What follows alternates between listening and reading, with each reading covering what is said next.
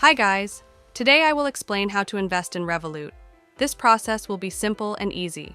The first thing is open the application, and once it will be open, take a look on the top. You will see few options. From these, click on the option stocks. After clicking on the stocks, first we will add money in Revolut, and then we will invest that money. So first, let's add the money by tapping on the option Add Money. And here, enter the amount which you want to fund in your application. Just for showing you, I will add $10. You can also change your currency by changing your account. After entering the amount, click on the option fund. And as you can see, $10 has been funded in Revolut. Now let's go back and click on the option Invest. Choose your thing in which you want to invest your money. If you scroll down, you will see a lot of different things in which you can invest your money. But for me, I will choose Apple. So that's why I'm clicking on it.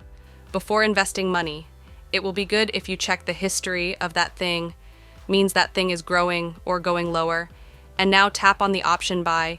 Here, enter the US amount for which you want to buy the Apple, and take a look on the right top, you can see the option market order, click on it. And here the first one is market order. The second one is a limit order. The third one is stop order. You can also choose it by yourself.